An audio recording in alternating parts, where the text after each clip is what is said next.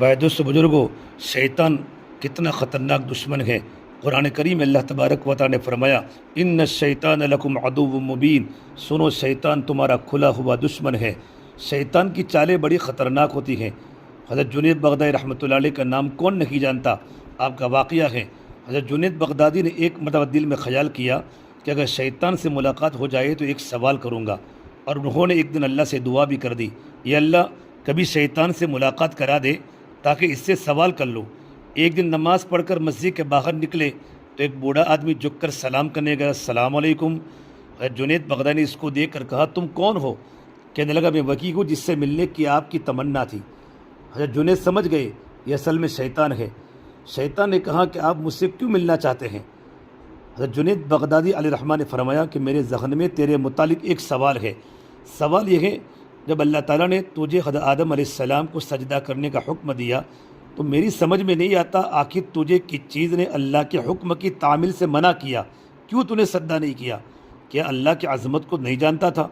अरे तुझे अल्लाह की मारिफत हासिल थी, तू तो आसमानों पर रहता था, अल्लाह ताला की अज़मतों और जलाल से खूब वाकिफ़ था। इस कदर अल्लाह की क़ुर्बत रखने के बावजूद जब अल्लाह ने तुझे हुक्म दिया कि आदम को सजदा कर, तो तूने आखिर सजदा क्यों नहीं किया? इस पर शैतान का जवाब क्या था मेरे भाई, उस सुनने के काबिल है। उसके जवाब ने कुछ देर के लिए हज़रत जुनैद के होश उड़ा दिए। उसने कहा, जुनैद, आप जैसा तौहीद परस्त आदमी और ये मुशरिकाना सवाल, आप जैसा एक अल्लाह को मानने वाला और आपका सवाल मुशरिकाना, आप जैसा तौहीद परस्त एक अल्लाह को मानने वाला, एक अल्लाह की पूजा करने वाला, और आपके ज़हन में सवाल आ रहा है मुशरिकाना सवाल कि मैंने गैरुल्लाह को सजदा क्यों नहीं किया। कहने लगा, आदम तो गैर खुदा थे, खुदा तो नहीं थे, मैं गैरुल्लाह को क्यों सजदा कर लेता? आप जैसा तौहीद परस्त आदमी ऐसा मुशरिकाना सवाल मेरे से कर रहा है, बड़े अफसोस की बात है। यानी शैतान इस तरीके पर बात की। जुनैद फरमाते गए, जब उसने ये बात मेरे से कही तो मुझे लगा, हाँ ये तो ठीक कह रहा है, और फिर थोड़ी देर के लिए मुझे ऐसा मालूम हुआ कि मेरा ईमान सल्ब हो रहा है, मेरा ईमान जा रहा है। इसलिए मैं सन्नाटे में पड़ गया, होश व हवास बाकी न रहे। मैं सोचने लगा मैं उसको क्या जवाब दे सकता हूँ, इसलिए कि जब वो कह रहा है कि तुम एक अल्लाह के मानने वाले हो और मुझे पूछते हो कि आदम को सजदा क्यों नहीं किया।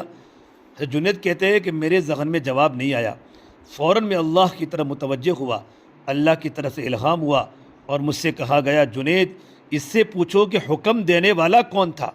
हुक्म देने वाला जब खुद कह रहा कि फ़ुला चीज़ को सजदा करो तो तौहीद उसी का नाम है, उसी की बात को मान लिया जाए।